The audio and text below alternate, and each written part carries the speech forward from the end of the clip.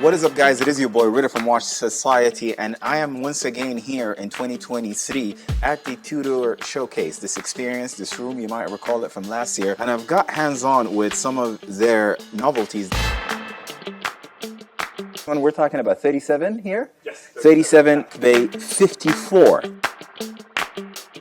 So there isn't a single watch that you can label as the one that stole the show at Watches and Wonders 2023. But if you want to speak about brands, Tudor, however, had definitely put on a show with 3 new releases. So the killer of the show, the one that I regret, absolutely deeply regret not picking up, is the Black Bay 54. It shrinks to the original size, so we've got it this year on a 37mm case. This all new Tudor Black Bay 54 takes its inspiration from 1954, hence the name 54, the reference 7922. It's a 37mm case that offers a great gender neutral option for accurate vintage vibes, right? So initially when I saw it, I was like, oh, okay, so Tudor is doing something toward the ladies collection. But then I quickly realized that this is really for every wrist. Tried it once, tried it again, tried it at the boutique as well, and I still didn't pick it up. And I was just thinking to myself, yeah, that was a mistake. I should have definitely topped this one with the Burgundy that we're going to talk about at the end of this video. The bracelet is in stainless steel, fitted with Tudor T-Fit clasp that we all love, but it also comes on this rubber, I would really call it an Oyster Flex option, without the alloy inserts or the flanks that you get on both sides, right? But apart from that, the material really feels the same. For thousands of watch collectors, the 58 that came out last year was an absolute phenomenon. This year, with the release of the 54, I feel like even Rolex diehard fans are turning into Tudor followers because of this watch. The more redefined case with style appropriate sizing finally felt like Tudor had found a home outside of his bigger brother's shadow. And the 58 still commands, of course, a strong demand to some extent until like this actually hits your local boutique. Then I think this is what's really going to say bye-bye 58, hello 54. This is maybe Tudor's way of doing something for the ladies collection. That's what I thought at first, but then I was quickly corrected to come understand that this is actually a reissue of the Tudor Prince Submariner that came out in 1954. Of course, we're talking here about the reference 7922. Now we get this all new 54 on a 37mm case by 44. The case material is made out of course, stainless steel with 200-meter water resistant, a sapphire crystal. The dial is still black and gilt with 20mm for lug width. You get it on a steel bracelet or a black rubber with a steel fitted end links, and again this T-Fit clasp that is absolutely awesome. The movement inside this Tudor is the MT4500 that gives you up to 70-hour power reserve, and you get 2 options for price, so $3,850 for the bracelet option and $3,625 for the rubber strap. My opinion, again, I tell you go for the bracelet and top up the rubber strap later on.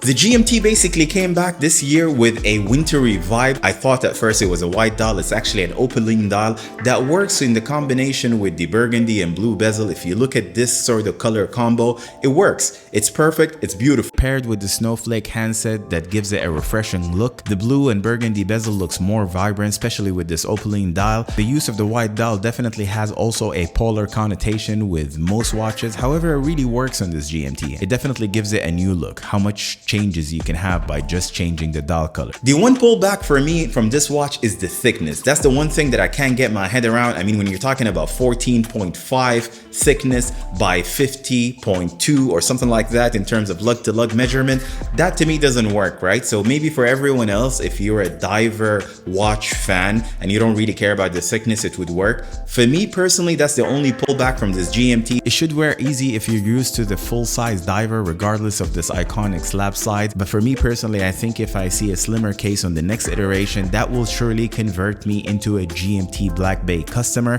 I think it would also echo a lot of noise because this is common opinion. I mean, the thickness is really a factor with this watch. If they slim it down, the question becomes why even Rolex? Yeah, you know, it's machined, correct? It's a lot of robots in the factory, but reliability is there and the value is there for what you're offered from Tudor for just $4,082. This brings us to the Burgundy Bezel all new Tudor Black Bay. So I went in, I shot the content and I said, you know what, this is going to be interesting, very interesting, and I like it. In fact, I absolutely love it. So I stopped my shoot. You have a Burgundy bezel on a refined case on a T-Fit clasp, and you know what? I absolutely love it. this is something I might just cop and ask the question on how can this watch be achieved. And this is when I learned that Tudor actually had a pop-up in their brand new boutique in downtown Geneva, where they were actually selling some of these novelties limited only on that day. I left everything, I ran as fast as I can, basically left Watches and Wonders. I'm with this amazing gentleman, got on that taxi, left Pal Expo. That's basically the venue that was hosting Watches and Wonders. I don't know what the distance is between Pal Expo. We can't wait to get inside because that's going to be awesome. And went all the way to Tudor's boutique in downtown Geneva, and I picked up this Burgundy Bezel Black Bay with the Jubilee. I mean, Tudor doesn't really call it the Jubilee, right? It's a five link bracelet. Man, this watch is absolutely crazy. I absolutely love it. It's awesome. This is a really kick-ass watch. I mean, I was contemplating between it and the 54. I tried the 54 and I put it down, and I tried it again, and I tried it again. So, final verdict, this or the Burgundy? Huh? Yeah, but what do you think? Or are you missing what would fit most? Both fit. And it just only hit me on my way from Geneva back to Dubai that I should have also copped the 54, something maybe I can achieve in some time from now here through my local AD. But generally speaking, I feel like this is going to be the most in demand out of all of the releases that Tudor had put out this year. So the interesting part about Watches and Wonder, you walk around and you don't remember the guy's name, but you know his channel. So there you go, Christian Fia and Harris in the building. I'm telling you, this guy looks exactly the same in real life. Yeah, just as cartoonish. So I dropped the full show, right? I dropped everything. I canceled my meetings and I ran. I don't even know what we're looking at, but yeah. Why the fuck do you have that Black Bay? That's unfair. That's because my name is Ritter, bro. Like, honestly, that's why. I was skeptical of the quality. The bracelet quality. I feel so awesome. It's sick. Black Bay is fresh out of Tudor, brand new manufacturer in Le Locle. I found a full unidirectional Burgundy bezel gem. The specific Black Bay is now METAS, which is Master Chronometer certified, meaning it was put through hell and tested for waterproofness, power reserve, magnetic resistance, and accuracy, which gives you an idea toward Tudor's future plans to make their entire range METAS. So this Black Bay is powered by the manufacturer caliber MT5602-U. It offers you up to 70 power-hour reserve without having to wind it, so this is definitely a weekend watch as well. It can operate within a tolerance range of 5 seconds thanks to the non-magnetic hairspring that is inside it. We're talking about 41mm case diameter, applied indices, loomed like no tomorrow, and the loom contrasting this dial is next level. You get 200-meter water resistance, you get one option for a rubber strap, and I'm telling you here, the only difference between this and an Oyster Flex is the alloyed inserts and the flanks you get on the Oyster Flex. But apart from that, I think it's the same quality of rubber, so it's really comfortable. It makes it even more fitted. And then you get two bracelet options, the 3-link or the 5-link Jubilee. Tudor really doesn't want to call it Jubilee for obvious reasons, paired with this amazing, awesome, kick-ass T-fit adjustable clasp that we all love very much. Now, this is not a limited edition, but I think the demand for this is going to be through the roof. I had a chat with my local ID here in Dubai, and they told me, well, you know, they're a month out already in orders, and they haven't even received the watch. So I think this is going to be somehow a game changer in addition to the 54. So if I were to categorize them, I think the 54 is going to go through a cycle where people might not pay attention to it in the very beginning. I'm talking about non-watch sort of collectors, people that don't know about the history of this watch,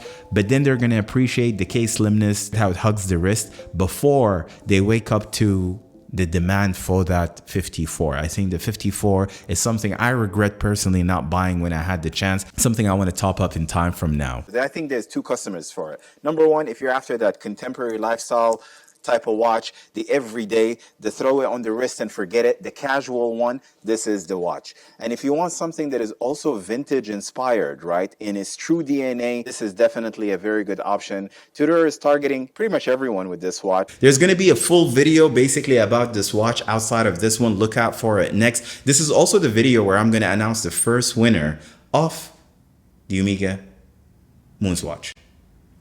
I'll catch you guys on the next one.